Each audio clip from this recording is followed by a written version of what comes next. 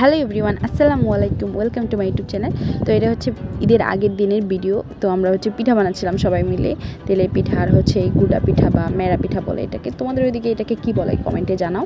And আমাদের হচ্ছে সাইজটা কোনোভাবেই হচ্ছিলো না, আমি আর আমার ভাবি হচ্ছে বানাতেই পারছিলাম না। বাট আমার আম্মু হচ্ছে যেভাবে বানাইছে সেটা দেখে বানানোর চেষ্টা করতেছেন, বাট আমাদেরটা হচ্ছে কিছু একটা অন্যরকমই হয়ে গেছিলো। তো তারপর হচ্ছে সকালবেলা ঈদের দিন হচ্ছে সকাল সকাল ঘুম থেকে উঠে পড়ি। আমি হচ্ছে হালকা করে একটু মেহেদি দিয়েছিলাম। আমি ওরকম ভালো পানি না, জাস্ট একটু ফার্স্ট টাইম একটু ট্রাই করেছিলাম, দেখে ভিডিও ফটো দেখে ট্রাই করেছিলাম। আমার ছোটো একটা কাজিন ও হচ্ছে বললো আপু আমাকে এভাবে দিয়ে দাও, তো আমি হচ্ছে ওর ওইখানে ওরকম হাবিজাবি আঁকিয়ে দিলাম।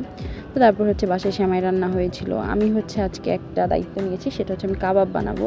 অ্যান্ড সেটা কি হয়েছে কেমন হয়েছে পরে আমি দেখাচ্ছি। তো কাবাবের জন্য হচ্ছে আমি ভিডিও দেখে যা যা লাগে সব কিছু হচ্ছে দিয়ে দিয়েছিলাম এখানে মশলাগুলা, তারপর হচ্ছে ডাল, পেঁয়াজ, রসুন, মাংসটা দিয়ে হচ্ছে এখানে একটু বয়েল করতে হবে। তো আমি হচ্ছে বয়েল করার জন্য রেখে দিই। অ্যান্ড এটা বয়েল করার পর হচ্ছে প্রথমত আমার হচ্ছে কেমন জানি লাগতেছিল, আমার মনে হচ্ছিলো কিছু একটা উল্টাপাল্টা হয়েছে। আমি জানি না কি উল্টাপাল্টা হয়েছে। বাট তারপর হচ্ছে আমি নুডলসটা বানিয়ে নিই। অ্যান্ড এদিকে হচ্ছে কাবাবটা বসিয়ে দিয়েছিলাম। এদিকে কাবাবে হচ্ছে কী সমস্যাটা হয়েছিল আমি জানি না, কাবাবটা হচ্ছে যেরকম হওয়ার কথা ছিল ওরকম হয় নাই। বাট আমি হচ্ছে নেক্সট টাইম আবার ট্রাই করবো ইনশাল্লাহ।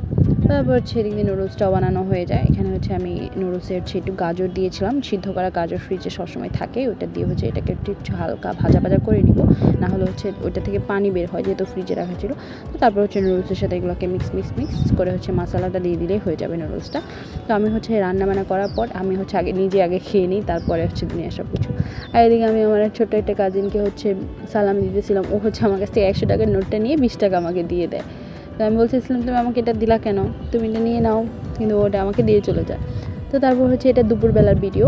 দুপুরবেলা হচ্ছে পোলাও নিয়ে নিই, পোলাও, মরিচ, তারপর সেই কাবাবটা যেটা বানিয়েছিলাম আর হচ্ছে মাংস, সব কিছু নিয়ে হচ্ছে খাওয়া দাওয়া শুরু করে দিই। এই খাওয়ার সময় হচ্ছে বুঝতে পারছিলাম যে আমার কাবাবে কিছু একটা ঝামেলা আছে, বাট কাঁচামরিচ দিয়ে সেটাকে আমি অ্যাডজাস্ট করে নিছি। তো যাই হোক, খাওয়ার আলহামদুলিল্লাহ ভালোই হয়েছে, যা খাইছি সেটাই ভালো আলহামদুলিল্লাহ।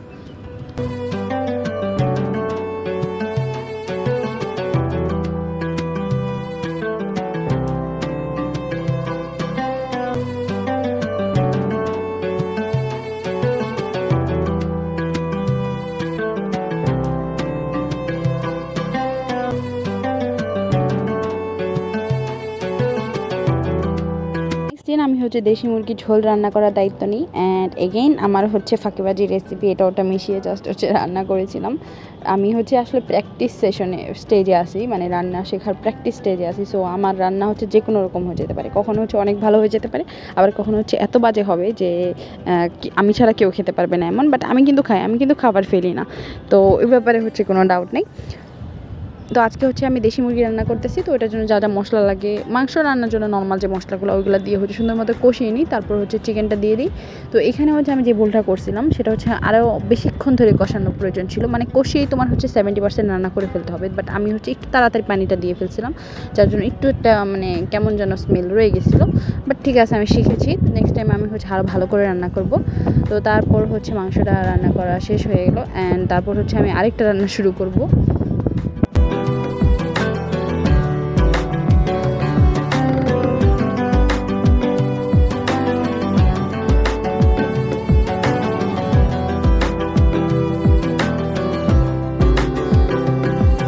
তো ওইটার জন্য হচ্ছে আমি এখানে মাংস নিয়ে নিয়েছি, আমি হচ্ছে তান্দুরি বানাবো।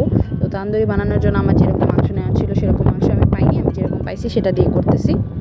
তো আমি হচ্ছে এখানে পেঁয়াজ, রসুন, আদা সব কিছু হচ্ছে ব্লেন্ড করে নিই। এই মশলা এখান থেকে একটু 1 চামচ মশলা আমি হচ্ছে নিলাম। তারপরে এখানে হচ্ছে আরও যা যা মশলা, অ্যাকচুয়ালি 1 চামচ না 2 চামচ নিয়েছিলাম। তারপর হচ্ছে এখানে অনেকটা পরিমাণে মরিচের গুঁড়া দিয়েছি, কারণ আমার হচ্ছে একটু ঝাল ঝাল তান্দুরি হলে ভালো লাগে, তো আমি অনেকটা পরিমাণ মরিচ এখানে দিয়ে দিয়েছি। তারপর আমি এখানে একটা ভুল করছি, সেটা হচ্ছে হলুদ দিয়ে দিয়েছি ভুলে। এখানে হচ্ছে হলুদ দেওয়ার কোনো প্রয়োজন নাই, মানে হলুদ না দিলেও চলে, কারণ যেহেতু সয়া সস দেওয়া হয় ওটার জন্য হচ্ছে একটা কালার আসে। তো যাই হোক, তারপর হচ্ছে গরম মশলা যা যা দেওয়া লাগে ওগুলো দিয়েছি, লবণ দিয়েছি, তারপর টক দই দিয়েছিলাম এখানে। টক দইটা হচ্ছে পরিমাণ মতোই দিয়েছি আমি, আমার হচ্ছে ওরকম আইডিয়া নেই আসলে কতটুকু মাংসের জন্য কতটুকু পরিমাণ মশলা দেওয়া লাগে, কয় চা চামচ, কয় টেবিল চামচ, কয় টিস্পুন, এগুলো হচ্ছে আমি আসলে ওরকমভাবে জানি না। বাট ঠিক আছে, আমি হচ্ছে আন্দাজের মতো দিয়ে দিই। এগুলোকে এখন সুন্দর করে মাখাতে হবে একদম মশলাগুলোর সাথে, পুরাটা মাংসের ভিতরে একদম সুন্দর করে মাংসের ভিতরে মশলাটা প্রবেশ করিয়ে দিতে হবে এরকম করে। তারপর এখন হচ্ছে ফ্রাই করা পালা, যেটা হচ্ছে সবচেয়ে ধৈর্যের কাজ, কারণ অনেকটা সময় ধরে অনেকক্ষণ ধরে সুন্দর করে এটাকে ডিপ ফ্রাই করতে হবে, যতক্ষণ পর্যন্ত না একেবারে হচ্ছে পোড়া পোড়া হয়ে যায়। কারণ যত বেশি পোড়া পোড়া হবে সেটা হচ্ছে খেতে বেশি মজা লাগবে। তো এই যে এরকম হয়ে গেছিলো ফাইনালি। অ্যান্ড তারপর হচ্ছে আমি এটাকে হচ্ছে নামিয়ে নিই। আমি হচ্ছে আরেকটা রান্না করব আজকে, সেটা হচ্ছে বিরিয়ানি। তো এটার জন্য হচ্ছে আলু ভেজে নিই, তারপর মাংসটা রান্না করার জন্য পেঁয়াজ দিয়ে দিই, রসুন দিয়ে দিই, এবং এখানে হচ্ছে আস্তে আস্তে আমি সব মশলাগুলো দিয়ে দিব।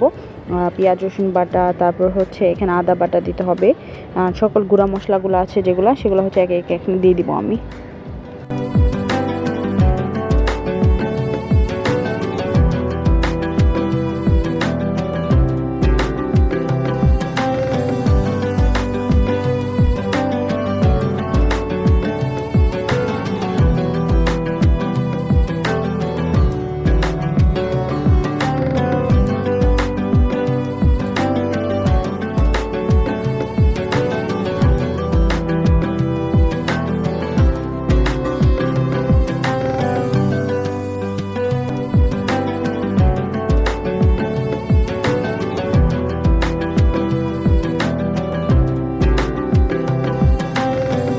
সব কিছু হচ্ছে যেরকম নর্মালি বিরিয়ানি রান্না করে সেভাবে, এবং আমার বিরিয়ানির লুকটা এমন হয়েছিল। অ্যান্ড তান্দুরি লেগ পিসটাই হচ্ছে আমি নিয়ে নিয়েছিলাম, যেহেতু আমি এত কষ্ট করে রান্না করছি তো আমার হচ্ছে আমি বেটারটা ডিজার্ভ করি। তো এই জন্য হচ্ছে সব কিছু নিয়ে হচ্ছে আমি খাওয়া শুরু করে দিই। তো তারপর এটা হচ্ছে মেবি পরের দিনের কিনা জানি না। ও আচ্ছা, এটা হচ্ছে আমার বাসায় আসবো সেই জন্য হচ্ছে আম্মু মাছ ভেজে দিয়েছিল আর মাংস রান্না করে দিচ্ছিল। তো আমি হচ্ছে পরের দিন চলে আসি। আসলে কোন দিন জানি না, কোনো একটা র্যান্ডম দিনে, কারণ আমি হচ্ছে কোন দিনে কোন ভিডিওটা করছি আমার এখন মনে নেই। তো আমি হচ্ছে চলে আসি ঢাকায়।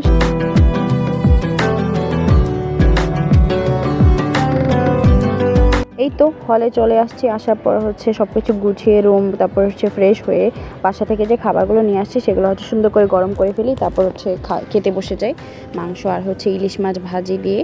অ্যান্ড তারপর হচ্ছে পরের দিন থেকে ক্লাস শুরু হয়ে যায়, আবার হচ্ছে সেই hostel life, hall to class, class to hall, hall to canteen, canteen to class, class to canteen, এই টাইপভাবে হচ্ছে চলতে থাকে। তো আমি হচ্ছে ল্যাব ক্লাসে আমরা হচ্ছে সবাই কিছু একটা এক্সপেরিমেন্ট করতেছিলাম, এগুলো এখন ভুলে গেছি। তো যাই হোক, তারপর হচ্ছে এভাবেই চলতে থাকবে লাইফটা। অ্যান্ড দ্য ফাইনাল মোমেন্ট হচ্ছে যে কোনো একটা ক্লাসে, সেটা হচ্ছে অ্যাটেন্ডেন্স। That's it.